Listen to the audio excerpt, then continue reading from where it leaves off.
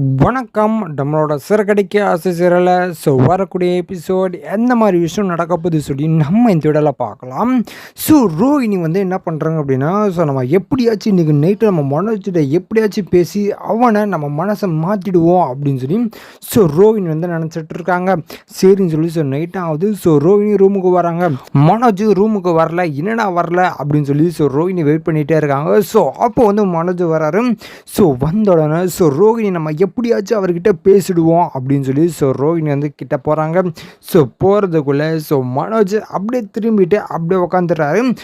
அப்போது ரோஹிணி பேசுறதுக்கு எப்படியாச்சும் நம்ம பேசி மனசை மாற்றிடுவோம் அப்படின்னு சொல்லி ஒரே குறிக்கோளோட ரோஹிணி நினச்சிட்டு இருக்காங்க. நம்ம எப்படியாச்சும் பேசிடுவோம் அப்படின்னு சொல்லி நினச்சிட்டு இருக்காங்க. சரின்னு சொல்லி நான் பேசவும் போகிறாங்க.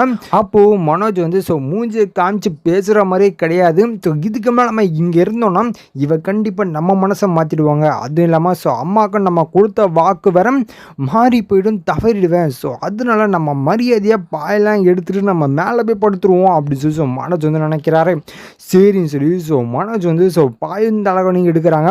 எடுத்துகிட்டு ரோஹிணி எங்கே போகிற அப்படின்னு சொல்லி கேட்குறாங்க. அப்போது மனோஜ் எதுவுமே சொல்லாமல் வெளியே போகிறாங்க. வெளியே போகும்போது கரெக்டாக விஜயாவும் வந்துடுறாங்க. முத்து சோஃபாவில் உட்காந்துருக்காரு. என்னடா இவன் பாயல் தலகணி எடுத்துன்னு வரான் அப்படின்னு சொல்லி கேட்குறதுக்குள்ள விஜய் கேட்குறாங்க, டே எங்கடா போகிற அப்படின்னு சொல்லி கேட்குறாங்க. அப்போ மனோஜ் சொல்கிறாங்க, அம்மா மேலே போய் படுக்க போகிறோமா அப்படின்னு சொல்கிறாங்க. அப்போ விஜய் நீ ஏன் மேலே போய் படுக்கணும் அப்படின்னு சொல்லி கேட்குறாங்க. இல்லைம்மா நான் கொஞ்சம் மேலே போய் படுக்கணும் அதான் அப்படின்னு சொல்கிறாங்க. இல்லை எதுக்கு அப்படின்னு சொல்லி கேட்குறாங்க. அப்போ மனோஜ் நினைக்கிறாங்க, இப்போது நம்ம ரோஹிணி நம்மக்கிட்ட பேசுறதுக்காக முயற்சி பண்ணுறா, அதை நம்ம சொன்னோம் அப்படின்னா கண்டிப்பாக நம்ம ரோஹிணி போய் திட்ட தான் போகிறாங்க.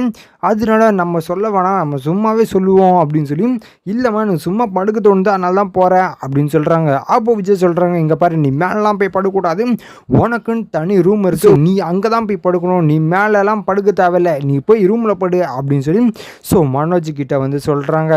இதுக்கப்புறம் என்ன நடக்குது அப்படின்னு பார்த்தீங்கன்னா மனோஜும் போகிறாரு. போயிட்டு வேறு வழியே இல்லாமல் தலகனியும் பாயும் கீழே போட்டுட்டு மனோஜ் அப்படியே கிராஸாக படுத்துற பெட்டில் ரோஹிணி படுக்காத அளவுக்கு. இதை பார்த்த உடனே ரோஹிணிக்கு மனசு ரொம்ப கஷ்டமாகுது. என்னடா இவன் இப்படி பேசிட்டு இருக்கான், இவனை எப்படி நான் மனசை மாற்றுறது அப்படின்னு சொல்லி நினச்சிட்டு இருக்காங்க. இதுக்கப்புறம் நடக்குது அப்படின்னு பார்த்தீங்கன்னா ரோஹிணி பயங்கரமாக அழுகுறாங்க. வெளியேறது. முத்துவும் மீனாவும் பேசிகிட்டு இருக்காங்க. இந்தமாதிரி மனோஜ் அது மாதிரி தலகணி பாயெல்லாம் எடுத்துகிட்டு போனோம், திருப்பி ரூமுக்குள்ளே ஏதோ சண்டை தான் போல் அப்படின்னு சொல்லி பேசிகிட்டு இருக்காங்க. அந்த நேரத்தில் ரோஹிணி என்ன பண்ணுறாங்கன்னா, இதுக்கு மேலே நம்ம இந்த ரூமில் இருந்தால் வேலைக்கு ஆகாது, நம்ம மேலே போய்ட்டு கொஞ்சம் நேரம் நிற்போம் அப்படின்னு சொல்லி ரோஹிணி வெளில வராங்க. வாழும்போது இவங்க ரெண்டு பேரும் பேசிகிட்டு இருக்கிறத ரோஹிணி பார்க்குறாங்க. இவங்கள பார்த்த உடனே ரோஹிணி மனசுக்குள்ள நினைக்கிறாங்க, ரொம்ப சந்தோஷமாக இருக்கீங்களே, என்ன நல்லா மாட்டை விட்டு இப்போ பாருங்கள் நல்லா ஜாலியாக இருக்கீங்களா, உங்களுக்கு நான் கண்டிப்பாக ஏதோ ஒரு பெரிய அடி கொடுக்க தான் போகிறேன் அப்படின்னு சொல்லி ரோஹிணி மனசில் நினச்சிட்ருக்காங்க. சரின்னு சொல்லி ரோஹிணி மொட்டை மாடிக்கு போகிறாங்க.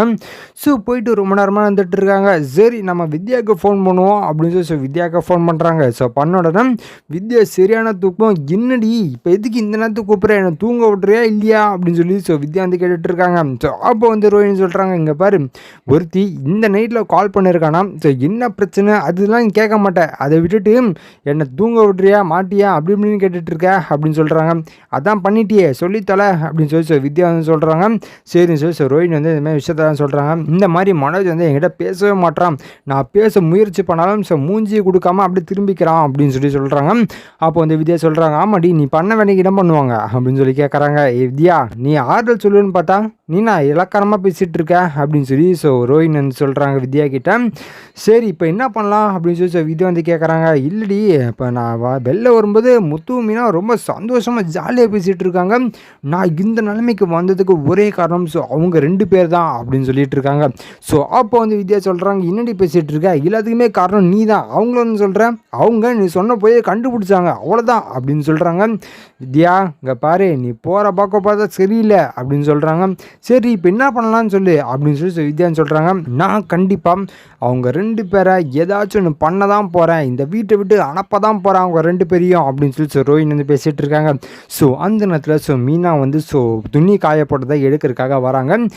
வரும்போது இந்த மாதிரி ரோஹிணி பேசுகிறத கேட்குறாங்க. பாரு இவங்களுக்கு எவ்வளோ பட்டாலும் இவங்க திருந்துற மாதிரி தெரியலையே, நம்ம தான் இவங்களை பாவம் நினச்சிட்டு இருக்காங்க, ஆனால் இவங்க யாருக்கிட்ட என்னென்னமோ பேசிகிட்டு இருக்காங்க நம்மளை பற்றி அப்படின்னு சொல்லி மீனா நினச்சிட்டு இருக்காங்க. இதுக்கப்புறம் எந்த மாதிரி விஷயம் நடக்க போகுது சொல்லி நான் அடுத்த வீடியோவில் உங்களுக்கு அப்டேட் பண்ணுறேன். அது வரைக்கும் நம்ம சேனல் சப்ஸ்கிரைப் பண்ணி பக்கத்தில் பெல் ஐக்கன் பண்ணி வச்சுக்கோங்க. நன்றி, வணக்கம்.